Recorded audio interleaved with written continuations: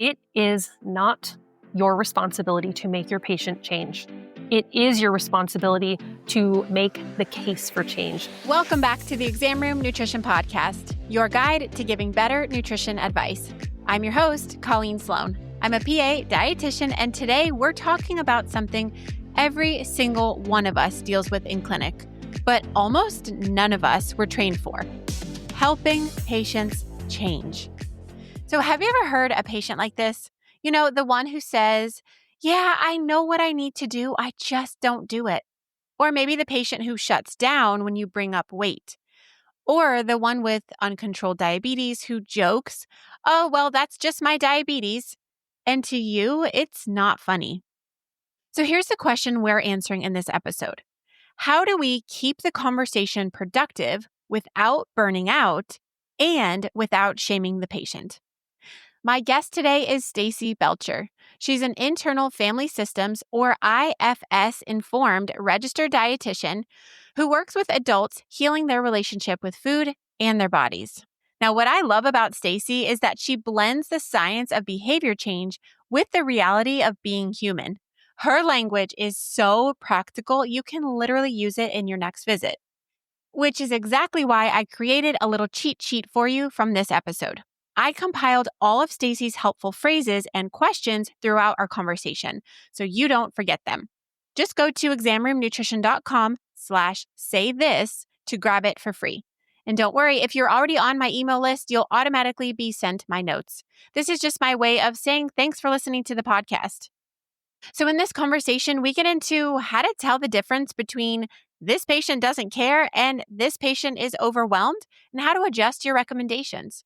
We'll also talk about how to respond when you feel like your patient is non-compliant, which if you know me, you know I hate that word.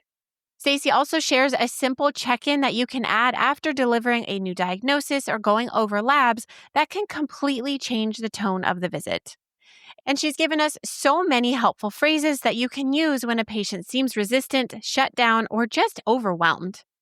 I learned so much from Staci, and I know you will love this episode. So get comfy or drive safe and enjoy my conversation with Staci. Staci, thank you so much for coming onto my podcast. I can't wait for our conversation. Welcome to the show. Thanks. I'm delighted to be here. Okay, so before we even get into the meat of this conversation, in the intro, I said that you are an IFS-informed registered dietitian. So can you please tell me and my audience exactly what that means? Yes. Internal family systems is a tool that can be used in therapeutic spaces or coaching spaces. And what's really unique about it is that it conceptualizes and conceives that every human being is a full system of protective and wounded inner parts that form around a core sense of self. So in my sessions, the way that I'll utilize these IFS techniques is to help my clients better understand their health behaviors, their motivations, and really salient to our conversation today, their barriers to change. Through this approach, my clients are able to see these nutrition behaviors that traditionally feel really charged or feel really challenging, say compulsive eating or binge eating experiences, with just a little bit more compassion and a little bit more understanding. So it offers a really beautiful lens to look inside and explore experiences throughout life, whether that's change or wanting to reflect on childhood experiences. It's a really helpful framework to use for that. Okay, IFS talks about parts of ourself, and I think this is really, really fascinating. So how does that idea help clinicians make sense of a patient who wants to change, but also avoids that change at the same time? Oh, yes. How human of us. I'm sure you have had that experience. I've certainly had that experience of, I want this to be different, but I also want it to stay exactly the same. And so one way that this kind of conceptualization of our inner experience as different parts is I think really helpful. And we naturally say this in our culture, like, oh, a part of me wanted to go out last night and a part of me wanted to stay home. And so you can even adopt that language. So something that I'll reflect back to clients is, it feels really clear to me how challenging this health behavior feels. But as you were sharing, did you get a sense of any other parts of you that felt differently? I might even use the word resistance of, as you were saying it felt too hard, did a part of you say no, I really like to go to yoga? or a part that really wants something out of this. And I have an understanding that resistant parts are going to come forward. And I do believe it is part of my job to honor those resistant parts and honor that there might be other parts or other desires in this client or patient's life that are also valuable. But if they're quieter, if they're more subtle, if there's any belief that it's tough to do those things, they might be silenced by that louder part. So naming it, calling it in, and then giving space for it is a great strategy for that. Oh, that is such a good strategy. Oh, man. And I'm really excited to pick your brain in this area because I talk about behavior change a lot. And it's an entire module inside the obesity medicine nutrition course. And I love showcasing on this podcast just the vast tools that we have and that we can use to help our patients move towards the behavior that they're looking toward to get the outcome that they want. And so we are talking emotions today. And I'm in clinic. And for me, it's really kind of easy to forget that the patient on the other side of that exam room is coming in with a lot of emotions. And I would call it baggage for lack of a better word. They've got a lot going on that I'm not aware of and that I'm not seeing. And so I would love for you to kind of open that door up and explain what are the emotions that the patients are coming in with in the exam room and why do they matter to us when we're trying to help them with behavior change? Yeah, and you make such an excellent point of the clinician's experience of the appointment is very different than the patient's experience of the appointment. And clinicians are managing so much. You have to go over labs, perhaps review a diagnosis. Maybe you're reviewing a care plan. And so it makes a lot of sense that emotions wouldn't be at the forefront. The challenge with that is what can happen is if a patient comes in with a really charged emotion, the clinician experiences that. And then it might make a session feel off kilter or it might feel a little stressful. So, in the world that I am living in with my clients, the emotions that I encounter most often are shame or self blame, even sometimes some perfectionistic type of feelings. So, sense of inadequacy, feeling like they should be doing more. And so, a little bit of discomfort there, but also this sense of urgency around fixing something, or even a little excitement, a little fear, a little overwhelm. So there can be a lot that comes in the room. And then, depending how a session might go, a new emotion might pop up. Maybe a patient receives a diagnosis for the first time and now they're scared and they feel hopeless. And as the clinician, you're holding this space of this isn't new information to you. You got the labs a week ago, but now you're in this position of having to be present and hold that. And the way that this then dovetails into behavior change is there are a lot of recommendations for folks when they receive a new diagnosis or when they have a new lab value. And so there can be this push and pull between awareness of a new diagnosis or medical information that feels scary, and then this element of education that needs to take place or dissemination of labs and interpretation of that. These emotions, then we need to think about emotion is related to behavior change because we know that knowledge doesn't translate to behavior change. My clients are so frustrated of like, Staci, I know what I need to do and I can't do it. And that's this kind of Goldilocks that we're looking for of how can we help them do it and better understanding if they feel overwhelmed or if they feel bored, they feel dread. That can help tailor the way we talk about these different types of behavior changes to be attuned to what the client is experiencing. Because a lot of times, they know they should do X, Y, Z thing, but it's more so about how can we connect in that moment. This is so interesting. And I want to linger here a little bit. How can clinicians do this? How can they become more attuned with what the patient is dealing with internally, especially because it's not often a verbal cue, right? I don't hear most of my patients saying, I'm really angry or I'm really scared at this diagnosis. Some may be very forthcoming with what they're feeling, but a lot of the times it's nonverbal. So what are some maybe cues that a clinician can look for or even questions to kind of pull that out of the patient so that we can better align with our patients? Totally. I love thinking about body language as a cue of if you notice a hunching of the shoulders, a crossing of the legs, maybe they start to fidget. You might be able to catch facial expressions, but I know for me, I'm often charting as I am, navigating through an appointment. And so that could be a moment of just awareness on the clinician part of this type of news could be challenging for a patient. And if it's possible to avert eyes away from the computer screen to just see, okay, I'm gonna deliver this news and see what happens. The other thing could be opening up a conversation afterwards of, this might be big news. Like what's coming up for you right now? Another question could be, how can I be of best support to you with this new information? And some of that, could open up, depending on the length of time someone has left in a session, that might open up a conversation that takes more time. So I understand that might not always feel possible. But I think a simple check-in can be really, really powerful of, okay, a PCOS diagnosis is big news. How is that landing? What do you know about PCOS? Does this wake up any nervousness or fear? Because a lot of times people come in and they don't feel great, this constellation of symptoms. And so sometimes it can even be really validating of, oh, wow, I feel great that I know what's wrong now. And so I don't want to assume that every client is going to have kind of a fear experience or an overwhelm experience. It could be a moment to celebrate of like, oh my God, thank you for figuring out what I'm dealing with. And now we can chart a new path forward. So those would be kind of top of mind. I'm happy to dig in more if there's an example that comes up. No, those are really, really helpful. And it actually, you're right that it's not always fear-based or negative. I've had a lot of parents come in and they're like, can we talk about her weight? How does her growth look? And it's kind of just a broad question. And so we'll talk about that. And come to find out, they came in with the emotion of fear, kind of angst, worry. After seeing the patient's growth chart, me explaining that everything is fine, they leave feeling reassured, comfortable, happy, kind of at peace with things. So sometimes that's not always what that emotion that we think it is. And sometimes, like you said, they just need that support and that reassurance that, no, you know what, everything is fine. Yeah, I think it can be easy to forget when our role as a healthcare provider, whatever it might be, is that's our day in and our day out, right? But folks see us a couple times a year, and sometimes we can forget the authority that we can hold.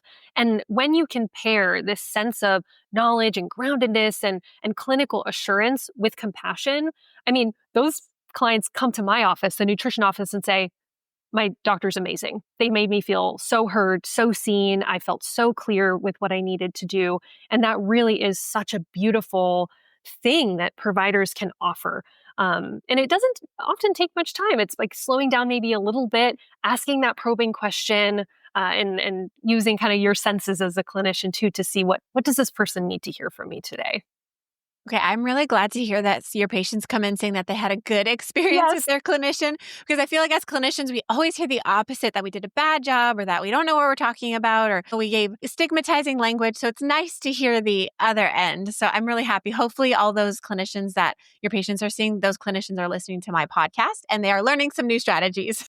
Yes. Okay, I want to bring up a few patient cases and scenarios because these are very, very common that my listeners are seeing in clinic. And I would love to hear how we can see these patients differently. So I want to first talk about a patient who maybe doesn't want to change or they seem resistant. Often we in healthcare will label them as non-compliant, which is like, ugh, that's a bad word in my mouth. And it's a really, really common frustration I hear among colleagues, but that I'm also dealing with too. You've got that patient. You've probably been seeing them a few times a year or even years over, and they're just stuck. They're not losing their weight, or maybe they're not taking their medication as prescribed. And so, how do we process this? And how can we see these patients differently to hopefully help them move the needle towards better health? Absolutely. And resistance is something that's tough for clinicians to hold. Because I think sometimes in my experience, sometimes in my earlier stages of my career, I would encounter resistance and I would say, I've kind of given you all the things that I know to do. And so then it can wake up in us this sense of like, oh my gosh, what else do I have to offer? And I say that just because resistance specifically can wake up this cascade in us of our own biases, our assumptions, our own stubbornness, our own sense of like kind of digging into these recommendations we've given before. So a permission slip I give all folks that I'm talking to about counseling, it is not your responsibility to make your patient change. It is your responsibility to make the case for change, create an environment that we can explore change, but taking the responsibility off of our backs because it's not. I don't have the power to make anyone do anything outside of my session. But what I can do is equip someone with the observational skills, the tools, the knowledge, the resources, so they can leave my office and say, oh, yeah, I can do this. So that's my first permission slip. But the other thing is to think about, what if this resistance was holding wisdom? And adopting a perspective of there's wisdom and there's things within this resistance that if we get to know it, perhaps our patient's resistance can decrease. And so what this actually could look like in session is a resistance might be related to resources that a patient has. Maybe they want to adopt the behavior change, but they really feel like they don't have the time or the energy or the resources, but they like the change. They want to do it. The other end of the spectrum is someone saying, I don't want to change at all. So their resistance is coming from wanting their kind of life or their current routines to stay the same. And the conversations around those two different types of resistance are totally different, right? One is really problem solving, solutions oriented. Let's get you connected to resources. And the other might be, let's dig into why moving your body doesn't feel interesting to you or doesn't feel like something that you want to be doing these days. I wouldn't even put, forever language on it.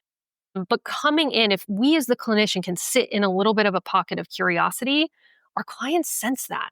And if we say, tell me more about that, what feels really bad about a movement pattern, then they can dig into their experience too. Okay, this is so good. Now, I want to pick your brain a little bit more and linger here. But besides maybe like saying, tell me more about that, how do you feel about that? Can you share a few really helpful phrases that maybe you've tried with some of your patients that seem to be really resistant or again, non-compliant? They're just really, really struggling that sort of, open their eyes or open the door to change? Totally. So I have 5 techniques that I'll talk about. And let's use the example of someone engaging in more frequent physical activity. So the first I already mentioned of, is the resistance inside or outside of the client? So internal barriers or kind of logistical barriers. The second, explore permission. So a way this might sound is, if we threw out all the rules about exercise and you get to decide how you move your body and for how long, what might feel good for you? So what this can capture is whether or not someone has adopted standards or expectations of what exercise is, and giving them permission to say, like, if I can dance in my living room for half an hour, that feels amazing. Or if I can go on a walk and that can, quote, count, I would love to do that. But maybe they had a definition that was things they didn't want to do. The second, focus on how the behavior feels. So you could ask a question. How does moving your body feel? And they don't want to do it. So you might even add another little bit more of a leading question of, does it lead to aches, pains, or discomfort? And that might lead someone to say, oh yeah, I get so out of breath when I'm on a walk, or my neighborhood's sidewalks are not even and it makes me nervous I'm going to fall. And so all of a sudden, wow, the resistance is totally different and you can help problem solve with that. The third is getting to know if they want to or not. And so a question might be, does this specific recommendation for management of your diabetes seem interesting? Or are there other aspects of your care that would be more interesting to prioritize right now with the time and resources you have?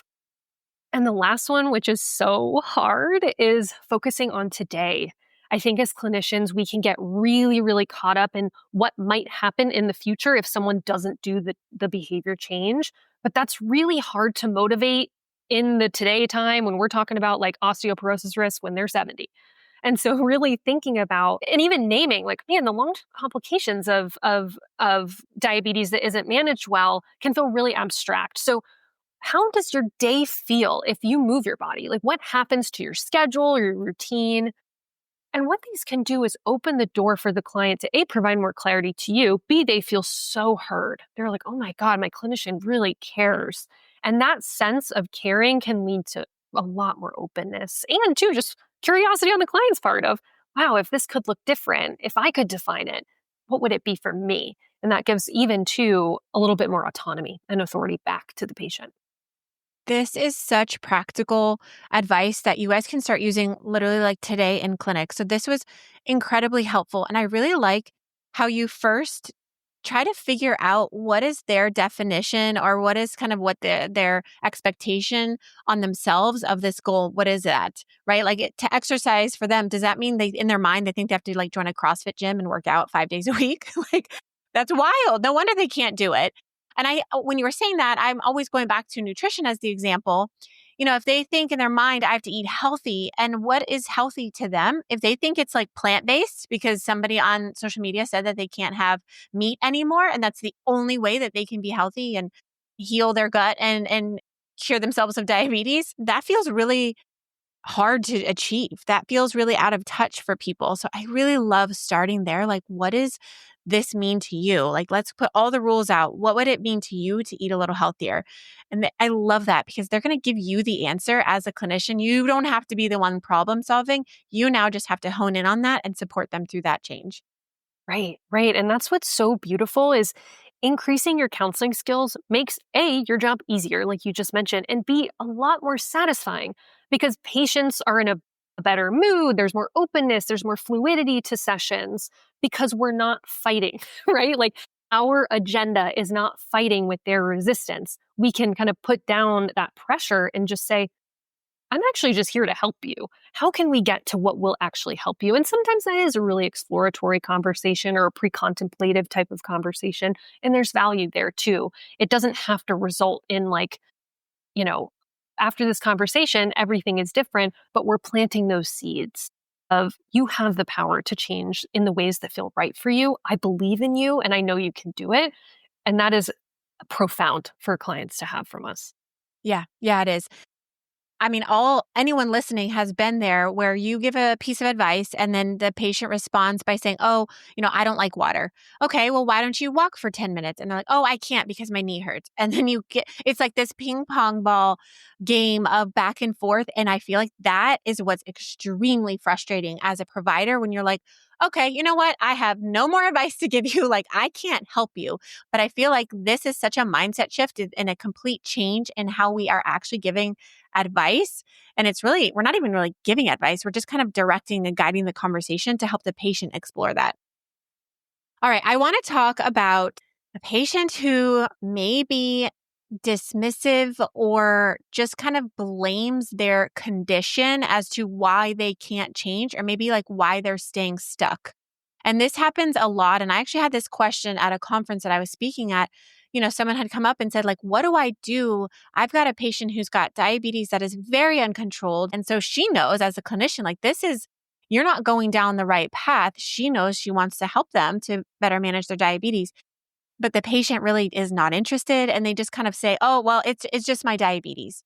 So how do we help these patients work through that? They're not accepting of their condition and that they can actually change. Yes, this is such an important question. And as you were sharing, I was kind of placing myself in that clinician's shoes and imagining for me, what I would experience in the room as the provider is urgency and fear. And my specialty in my clinical practice is eating disorders. And so I am very familiar with urgency and I'm very familiar with fear and how how we can worry about our patients.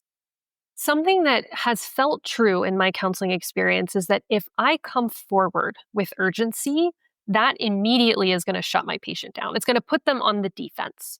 And so I would be curious about how the patient experiences the complications from their diagnosis. Because if you ask that, for example, like, okay, well, what is it like for you to notice your eyesight being impacted? If they say, this isn't something I'm worried about, I can wear corrective lenses as of now, and that works for me, that's a very, very different place to be. Because then, as the clinician, you can name, okay, I'm hearing that this doesn't feel urgent in your experience. Could you share more with me about that? And so coming in with that sense of curiosity can create some space for some dialogue of what is important to the client. One, I would wonder too, what has gotten in the way historically of these things? And that can circle back to the last question of maybe they assume nutrition or lifestyle changes for diabetes management are too challenging or it's going to be too hard. And two, I think the other layer here is that sometimes our clients and our patients aren't ready. And so what I try to do is make space for that because in my mind, if I can get them coming back to my office and we can continue having these conversations in that contemplative stage of change, I do believe that within all of us exists this drive to want to be well and want to feel better in the ways we can. Of course, everyone's bodies are different and physical abilities are different. So I hold on to that because sometimes clients can't see it. They can't imagine feeling better. They can't imagine like their management of their illness being any different than it is. But what I want to do is create an environment that they can be honest with me consistently, because maybe on that fifth session, that seventh session, maybe they'd say, oh, maybe I could do this thing.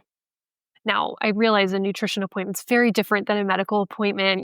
It's a longer duration and perhaps I see folks more frequently, but I really feel that coming in with curiosity and getting to know, okay, tell me about this for you. It doesn't feel like a problem.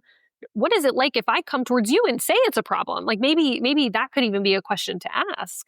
But it is tough. And we all are able to, decide in this life what we value and what we want to prioritize. And that's different for everyone. And sometimes health isn't high on the priority because they're really focusing their life on other things, or their life is demanding them to focus on other things.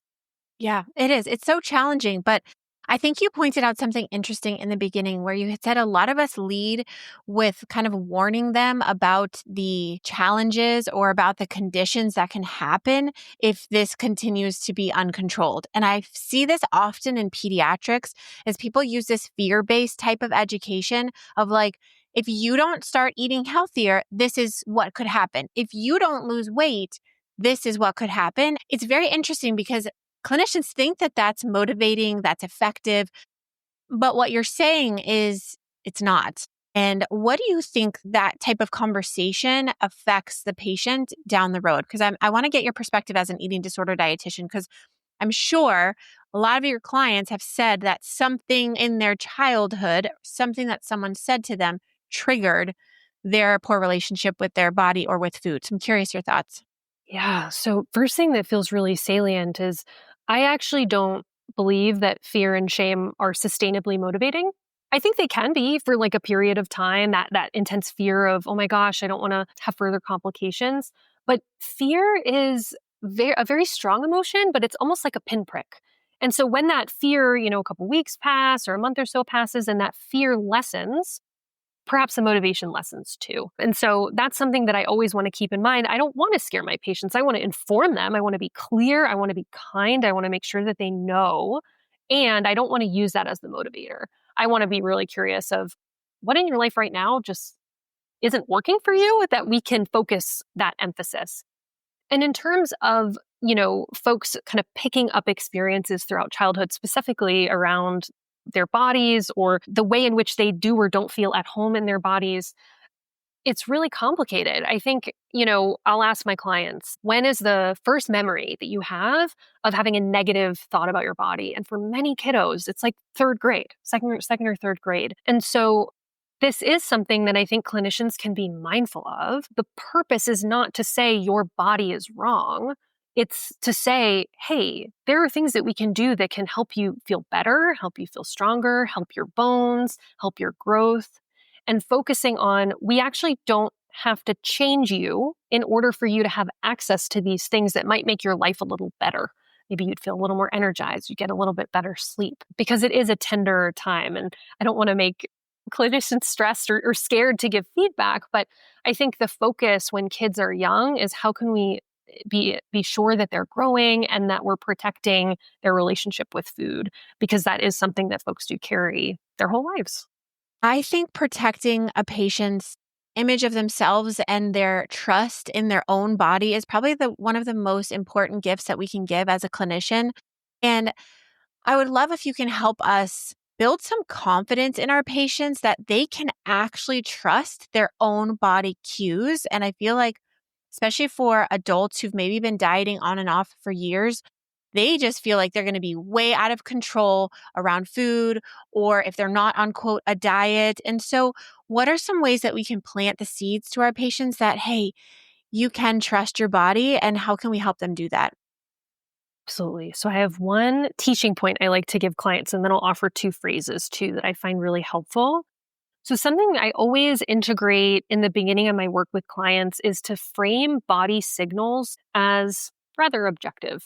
The body does not come in with ambiguity. If you sense the need to urinate, you need to urinate. If you sense that you're tired, you probably need some sleep. If you sense hunger, you are hungry.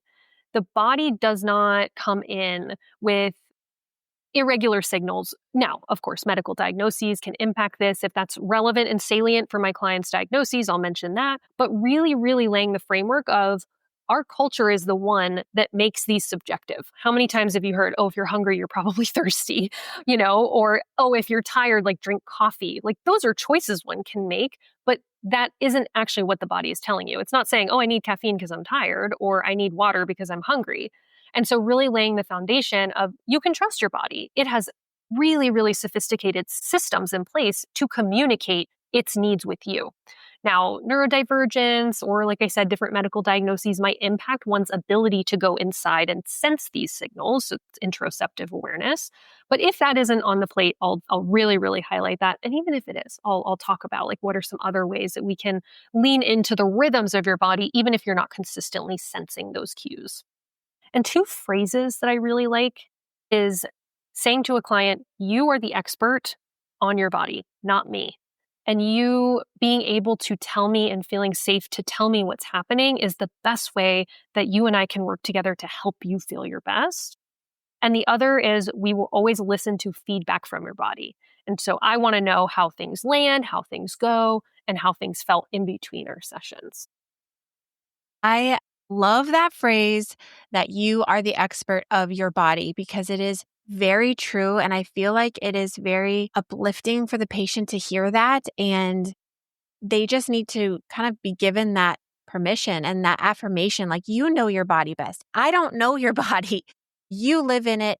You talk to yourself more than anybody in this entire world. And I love that you can give that to your patient. It's like, you know your body. You are the expert, and tell me what you're dealing with and how, and then I can tailor how I can support you. So I love that. Okay. If there's one shift that you'd like every clinician to make in how they approach emotions in the exam room, what would it be? I think a core piece of information that's really helpful is that often with emotions, if we spend even a moment acknowledging it, letting the client name it, feel it, they often soften rather quickly. They often can release really quickly. And so some of that is also noticing as the provider what comes up in you, because that's going to be more apparent to us than what the client is experiencing.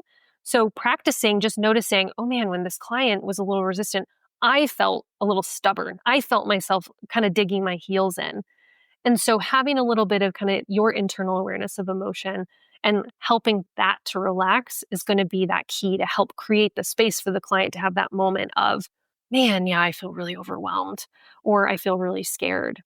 Now, I think another important thing I want to throw in is this emotional custodial work that we have to do as providers. Like you said, you're in and out of rooms all day long with kids, with parents, with clients. And so if you leave a room feeling really charged or feeling like it was a really heavy session, maybe do a little shaking or into the bathroom, like do a dance to a song, take 5 to 10 deep breaths. Remember, their emotion isn't yours, but it's so easy to pick those up in clinic throughout the day. That is such a wonderful place to end. And I love that you point that out because I know every clinician feels so heard right now because it is absolutely something that we deal with when we close that door and we're about to get ready to the next room. You're right. We have to leave all of those emotions that we just managed in that room before we can start fresh in the upcoming room. And so I think that's a wonderful final piece of advice. Staci, thank you so much for all the wisdom that you shared with us. This was so awesome. And if you guys want to have her come on and dig into more of these topics deeper, just shoot me a DM on Instagram at Exam Room Nutrition. And Staci, if people want to connect with you or just learn more about you, where can they find you online? Yeah, the best place would be on LinkedIn, just under my name. I also have an Instagram called Staci RDN, and I write on Substack on a publication called More Soon. Awesome. And I will link down to all of that below. So definitely get connected with Staci. But thank you so much for the gift of your time today. I appreciate you being here. My pleasure. This was great. I absolutely love this conversation. I learned so much from Staci, and I hope you did too. So don't forget to grab the cheat sheet that I made for you so you can try out some of her strategies this week. Just go to examroomnutrition.com/saythis to grab it for free. And before you close the app, Would you mind sharing your thoughts about this episode by leaving me a review? Reviews help other clinicians find my podcast and help me continue to create free content. All right, well, that's it for now. As always, let's continue to make our patients healthier, one exam room at a time. I'll see you next week.